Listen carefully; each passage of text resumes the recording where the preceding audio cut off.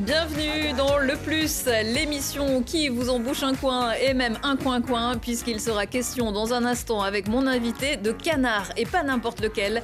Le canard le plus riche du monde, le grenoblois Nicolas Keramidas dessine les nouvelles aventures de Picsou et les bites coin-coin.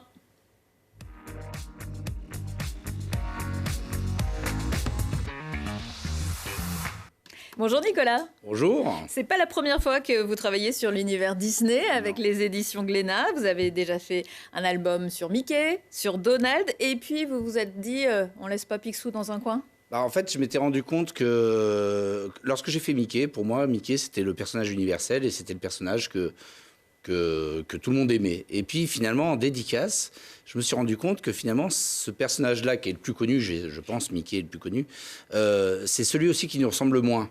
Je pense qu'on est un peu plus Donald, un peu Picsou, on est un peu râleur, hein, globalement. Et en fait, en dédicace, j'ai eu énormément de demandes de Donald d'abord, puis de Picsou. Donc j'avais contacté Lewis Rondem avec qui je travaillais à l'époque et je lui ai dit, écoute, il faut qu'on fasse un Donald parce qu'en fait, je me rends compte qu'il y a les aficionados de Mickey et puis il y a ceux de Donald. Et puis, en fait, de fil en aiguille, on s'est rendu compte que le troisième personnage, on va dire, le plus important, c'était en effet Picsou.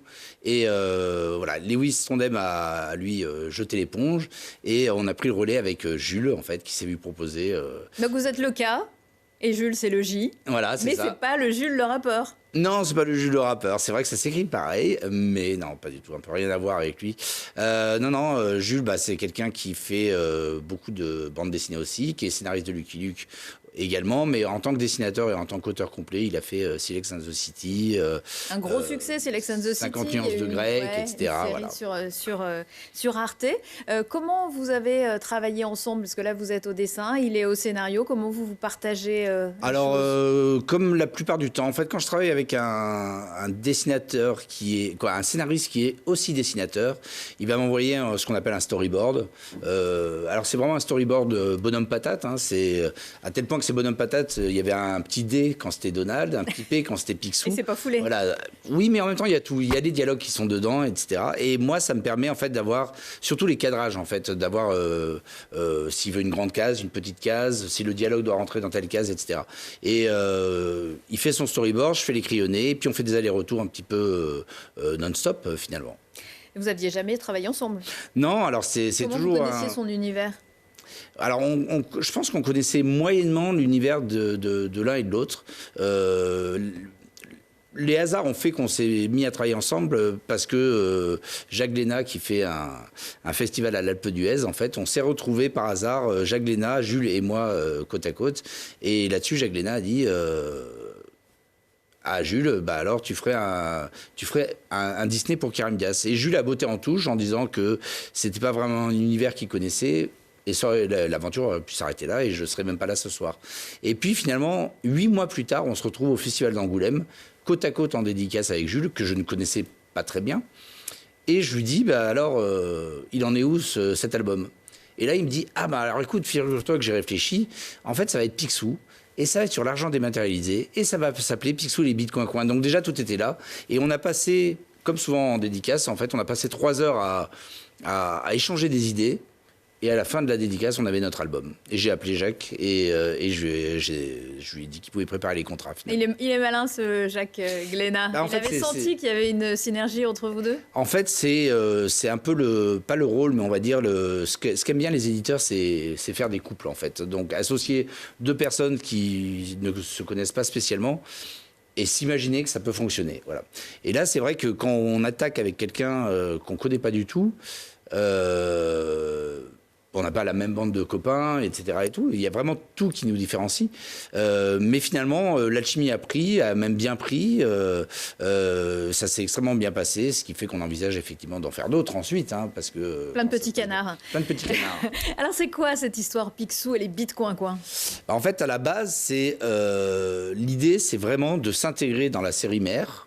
Des Picsou géants qu'on lisait quand on était petit, qui n'ont jamais arrêté, hein, qu'on trouve encore dans les kiosques, que la plupart des enfants continuent à lire. Et en fait, c'est vraiment de s'inscrire là-dedans de dépoussiérer un petit peu tout ça peut-être, et puis de le mettre dans notre monde à nous en fait moderne. C'est-à-dire qu'on s'est rendu compte en fait, enfin surtout Jules s'est rendu compte assez rapidement que dans la série d'origine, c'est encore les téléphones à cadran, c'est encore les tubes cathodiques, c'est encore tout ça. Il n'y avait pas de téléphone portable, et donc Jules a eu cette idée, comme il s'est si bien le faire finalement, de transposer tout ça dans notre univers à nous et de confronter Picsou avec évidemment l'argent dématérialisé, ce qui est le pire cauchemar pour quelqu'un qui aime se baigner dans sa piscine de pièces d'or. Et voilà, on va retrouver toute la galerie classique hein, avec les Raptous qui sont des codeurs. Il y aura un grand méchant. Décodeurs. Voilà, de sacrés décodeurs. Il y aura un méchant évidemment parce que sinon c'est pas marrant. Donc le méchant qui est aussi finalement un millionnaire, un multimilliardaire, mais les multimilliardaires de notre époque, qui sont plus... Picsou, en fait, c'est un peu le milliardaire à papa, en fait, finalement. C'est le milliardaire avec le chapeau de forme, les guêtres, la canne, et voilà, c'est... Plus personne n'est vraiment comme ça maintenant.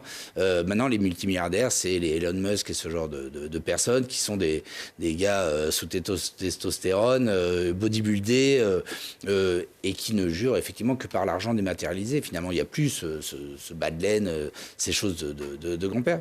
Et donc, Picsou va être un peu complètement largué là-dedans. Et heureusement, comme d'habitude, il va être aidé par Riri, Fifi et Loulou. Et je retrouve tout aussi, un peu tout le monde, Donald et tout. Mais voilà, Riri, Fifi, Loulou, qui vont devenir des influenceurs et qui vont pouvoir, en fait, le remettre au goût du jour, en fait. Donc ce que vous disiez avec Jules, on va avoir et vous-même une double lecture par rapport à ces albums qui non seulement étaient un peu datés, mais ces albums qu'on retrouve dans les kiosques à journaux. Est-ce qu'on dit encore que ouais, c'est ça, les kiosques à journaux. Ces albums qui sont plus pour la jeunesse, ouais. Là, on peut y trouver largement son compte en tant qu'adulte. En fait, c'est... moi, je sais pas, j'associe toujours ce petit déclic au film Shrek. Je trouve que c'est la première fois qu'il y avait un dessin animé avec autant de double lecture en fait. C'est-à-dire que c'est vrai qu'avant Disney quand il faisait un film, bon bah c'était un film et ça pouvait plaire aux adultes, mais parce qu'on avait une âme d'enfant ou ce genre de choses. Shrek c'était la première fois, je crois qu'il y avait les enfants voyaient quelque chose, les adultes voyaient autre chose. Et puis à un moment donné, les enfants grandissent, vont commencer à comprendre les sous-entendus, les second degrés, etc. Et tout. Nous c'est un petit peu pareil. Voilà, on essaie de pas aller trop loin non plus, mais on a envie. Clairement, la BD, c'est quelque chose de 7 à 77 ans. On a envie de faire ça. C'est-à-dire que les 7 ans vont pouvoir lire et vont pouvoir aimer parce que les dessins, parce que l'aventure, elle est marrante. Et puis les adultes, ils vont aussi s'y retrouver. Voilà, on essaie de ne pas prendre les enfants pour des imbéciles non plus. Et puis faire que tout le monde puisse s'amuser. Mais du coup, ça, c'est vraiment important. Et Jules... C'est vrai que c'est un peu un spécialiste là-dedans de glisser pas mal de choses. Moi-même, en ayant fait l'album et en ayant terminé l'album depuis un petit moment, je découvre encore des choses qu'on me fait découvrir en dédicace ou autre, où je fais « Ah oui, c'était ça ». Quand vous dites on peut pas tout faire, il y a des codes chez Disney? Alors oui, bien sûr, il y a des codes. Disney, en fait, nous... alors, il y a des codes. C'est pas, ils nous envoient pas une charte avec tout ce qu'il faut faire ou pas faire. Il y a beaucoup de choses, en fait, qu'on sait qu'on ne doit pas faire. En gros, il faut partir du principe que Disney nous prête ses jouets, qui sont des jouets extraordinaires, et puis, parce qu'ils sont extraordinaires, parce qu'en fait, Picsou, je pense que vous pouvez interroger une personne sur deux dans la rue, même pas une personne sur deux, tout le monde dans la rue, et tout le monde va pouvoir vous dire qui est Picsou. Et donc, l'idée, c'est de jouer avec, mais pas de le casser. Donc, on a le droit de s'amuser autant qu'on veut, mais il y a des codes, effectivement. Et puis maintenant, il y a des choses aussi qui arrivent, effectivement, les armes, les cigarettes, toutes ces choses-là, maintenant qu'on n'a plus le droit de faire. Donc, au fur et à mesure, c'est d'apprendre où on en est, on va dire, avec notre société, et puis de ne pas les faire. Mais par contre, on a quand même une liberté, parce qu'à la base, c'est aussi Disney qui a envie de nous laisser faire ce genre de bouquins. Donc, ils ne sont pas là en tant que censeurs, ils sont là pour qu'on trouve ensemble des solutions pour garder cette histoire qu'on avait en tête. En fait. Et il est facile à dessiner, Picsou ? Alors, c'est ce que je dis toujours, c'est que les becs, c'est beaucoup plus chiant que les museaux. C'est vrai que Mickey, c'était quand même plus facile. En fait, le bec, c'est un petit côté un peu ingrat parce que c'est à la fois solide et souple. Et puis, un bec de face, c'est pas très beau. Et alors, commencer à avoir des expressions, surtout quand on est de face, c'est pas évident. Donc, il est pas compliqué, on y arrive, mais c'est vrai qu'effectivement, les becs sont pas le plus amusant à faire. Mais surtout, ce qui est rigolo, c'est que finalement, quand on sait dessiner Donald, on sait dessiner Picsou, parce qu'en fait, finalement, on rajoute les lorgnons, le chapeau. Et on sait dessiner Riri, Fifi et Loulou, qui disent d'ailleurs qu'il faut faire une duck face pour les réseaux sociaux. Oui, Picsou va apprendre pas mal de choses, mais il va s'y mettre petit à petit. Ça va être un peu compliqué, on le verra dans l'album, mais il va y arriver quand même. Alors vous, votre autre passion, ce sont les Space Invaders. Vous pouvez nous rappeler rapidement ce que c'est? Alors Invader, c'est un street artiste qui pose des mosaïques un peu partout dans le monde. Il y en a 57 à Grenoble, pas très loin d'ici, il y en a effectivement. Et puis à Paris, il y en a plus de 1500 et dans le monde, il y en a 4000 et quelques. Voilà. Et vous avez réussi à en caser dans ce Picsou? Ouais, alors c'est vrai que je m'amuse un petit peu. C'est pas un pari, c'est un pari que je me fais à moi-même à chaque fois. Enfin, à chaque fois, voilà. C'est juste qu'à un moment donné, ça s'y prête. En fait, on devait dessiner justement le méchant. Il a une île et il fallait trouver une forme un petit peu amusante à cette île. Et je me suis dit que ça pouvait être pas mal pour le côté invasion, etc. Donc j'ai quand même demandé l'autorisation à Invader et puis à Disney aussi, parce que c'est vrai qu'on peut être sur un truc un petit peu touchy qui peut poser problème. J'ai eu la validation des deux, donc go. Et il y a quelques années, vous avez créé un guide. Est-ce qu'il en a fait des nouveaux? Vous pourriez faire un tome 2 de votre guide? Je pourrais en fait, c'est un truc sans fin. C'est une histoire sans fin, ce truc. Donc, c'était pas un guide, c'était effectivement, voilà, Chasseur d'Invader. C'était un truc, une BD autobiographique sur ma passion là-dessus et toutes les bêtises, entre guillemets, que ça me fait faire, parce que ça m'a fait faire un nombre de voyages. Pas plus tard que demain, je suis à Bruxelles et je vais effectivement continuer à Bruxelles parce qu'il m'en manque, qu'il en a remis depuis. Mais oui, en fait, c'est un peu quelque chose qui est sans fin. Et un tome 2, ça pourrait être largement envisageable, et même un tome 3 ou 4, parce qu'en fait, c'est quelque chose, je me rends compte, qui est sans fin et qui s'auto-alimente. De plus, il y a une énorme communauté, il y a des expositions, il y a pas mal de choses liées à ça finalement. Donc on pourrait faire juste un album juste sur les expositions, un album sur ça. Donc c'est vraiment, voilà. Mais pour l'instant, je vais me concentrer sur Picsou parce que c'est quand même un peu le but de tout ça. Mais c'est vrai que j'aime bien placer je me rends compte que cette passion sur Invader, c'est vrai que c'est quelque chose qui est toujours autant présente. Donc c'est vrai que tant qu'à faire, là, pas plus tard qu'il y a 2 jours, je travaille sur un nouvel album.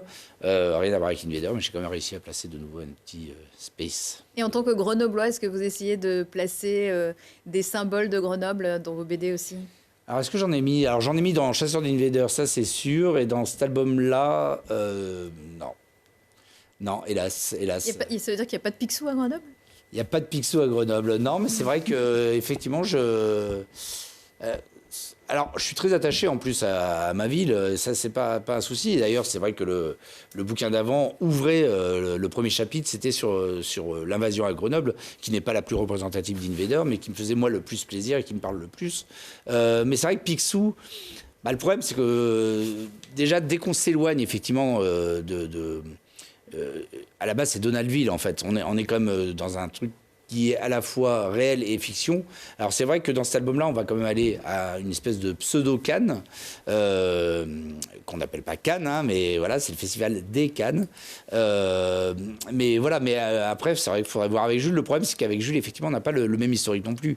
Lui, il est normand, je crois, et il habite à Paris. Donc, c'est vrai il y a des passerelles entre Grenoble et la Normandie, vous savez. Ce Picsou, vous nous le disiez, il y en aura peut-être un autre ou peut-être d'autres personnages Disney qui vont revenir? Alors, non, l'idée, c'est vraiment... en fait, Jules, il fait... tous les 2 ans, il fait un Lucky Luke. Voilà. Et il aimerait, en fait, l'autre année, en fait, les années impaires, il ferait un Picsou, et les années paires, il ferait un Lucky Luke. Et moi, ça me va bien de faire une année sur 2 aussi un Picsou, me permettant de faire d'autres projets entre-temps. Donc, l'idée, pour l'instant, c'est vraiment de rester sur Picsou. Par contre, on se rend compte... que cet univers-là, il est énorme, il y a plein de personnages. Il est riche, bravo. Et c'est vrai qu'il y a beaucoup de personnages qu'on n'a pas exploités, en fait, Gontran, etc. Mystique. De qui? Mystique, évidemment, voilà. Donc c'est vrai que si on prend tous les personnages à bec de Disney, il y a vraiment, vraiment de quoi faire. Et j'avoue que c'est vraiment... voilà, je pense qu'on va rester sur Picsou pour l'instant. Merci beaucoup, Nicolas Kéramidas. Je rappelle Picsou et les Bitcoins coins. C'est super. Je vous conseille vraiment de le lire à n'importe quel âge. De 6 à... 7 à 77 ans, voilà, en un peu général. plus. Un peu, ça, c'est pour Tintin. On peut dire 6 à On pourra peut-être 66 faire un aussi. Tintin une prochaine fois. Merci Nicolas. À Avec très plaisir, vite. avec grand plaisir. Merci.